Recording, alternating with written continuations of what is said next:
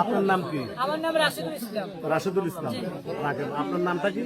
আমার নাম হচ্ছে রাশিদুল ইসলাম। আপনার বাড়ি কোন? আমার বাড়ি রাঙ্গামাটি। আপনার কি হয়? আমার এলাকাবাসী। আচ্ছা, ওকে, ধন্যবাদ। আমরা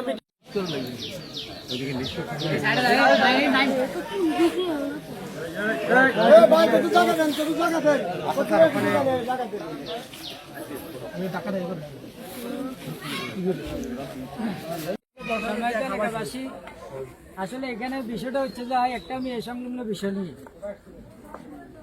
যখন ছেলে আর মেয়ে দুইজনে নিখোঁজ হওয়ার পরে মেয়ের পক্ষে চট্টগ্রাম থানা পুলিশের কাছে একটা অভিযোগ করছে। অভিযোগ করার পরে চট্টগ্রাম থানা পুলিশ ছেলেদের বাড়িতে আসি, তদন্ত করতে আসে, ইনকোয়ারি করতে আসে। এর পাশাপাশি মনে করেন মেয়ের গার্ডিয়ানেরা কিছু সন্ত্রাস বাহিনী নিয়ে আসলো, পুরুষও আছে মহিলাও আছে। আসার পরে পুরুষেরা ওদেরকে গালাগালি করতে আসে, এমনকি প্রশাসনও তাদেরকে হুমকি দিতে আসে। সাথে পুলিশ আছে, প্রথমে তদন্ত করতে আছে, মানে নরমালি ভাবে তদন্ত করেন না, ঠিক আছে? এরপরে যখন আমি আসলাম, আসার পরে ছেলের গার্ডিয়ানকে অনেক গালাগালি, বৃষ্টি গালাগালি করতে আছে, খুন করে লেবো। আমাদের মেয়ে একটা গেছে প্রয়োজন, আমরা 5টা লাশ ফেলাম। তারা এই কথাটা বলতেছে এই জায়গায়। তখন আমি বললাম শুনেন যে আপনারা আইনের আওলাতে গেছেন, আইনের সহযোগিতাতে আপনারা হাত বাড়াইছেন, আপনারা আইনের সহযোগিতা পাইতে আছেন। এরপরে আপনারা যদি গালাগালি লাফালাফি করেন তাহলে তো এখানে বিষয়টা বাড়াবাড়ি হচ্ছে। আইনের কাজ আইনে করুক, আপনারা একটু চুপ থাকেন। তখন আমাকে চট্টগ্রাম থানা পুলিশে বললো, আপনি বেশি বাড়াবাড়ি করেন, এখন আপনাকে নিয়ে যাব। আমি বললাম আমাকে কেন নিয়ে যাবেন? আমি কি আপনার আইনের কাজ কি বাধা দিয়েছি? আমি তো আপনার আইনকে বাধা দিই নাই, আপনার কাজ আপনি করেন, আমাকে কেন নিয়ে যাবেন? তখন আমার সাথে তর্ক বিতর্ক হয়েছে। হওয়ার পরে আমি পুলিশে চলে গেছে, আমিও চলে গেলাম। এরপর থেকে ডেইলি 3-4 বার পুলিশ আসে, দিনে আসে, রাতে আসে। আসার পরে তারা হুমকি দিতে আসে ছেলে আর মেয়েকে হাজির করার জন্য। এখন তার ছেলেও তো নিখোঁজ, তার ছেলে মোবাইল বদ্ধ, তাদের মেয়েরও মোবাইল বদ্ধ।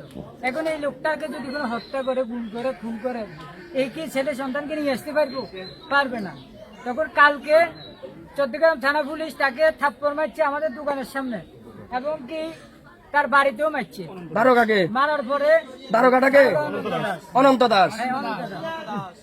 এখন এই লোকটা যে আজকে এখানে নিজের জীবনটা নিজে দিছে না তারা মারে দিছে, এটা কিন্তু আমরা জানি না। এখন এর জন্য আমি দায়ী করি চট্টগ্রাম থানা পুলিশকে, তাদের ব্যর্থতা। তাদের যেহেতু আজকে তাদের পক্ষই আসছিল, আসার পরে তাদের কাছে তারা করতে আছে, তাদের সামনে গালাগালি লাফালাফি করতেছে। অর্থাৎ পুলিশ বাহিনী মেয়ের গার্ডিয়ানকে থামাইতে পারে না। এর জন্য পুলিশ ব্যর্থতা আমি মনে করি। আর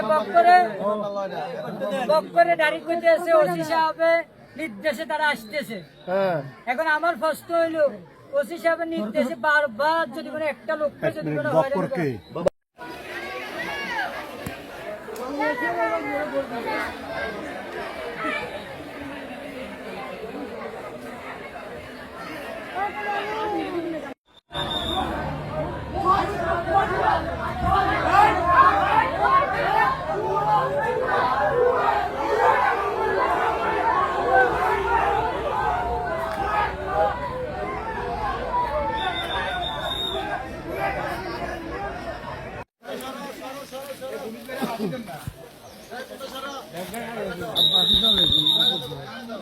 Bye.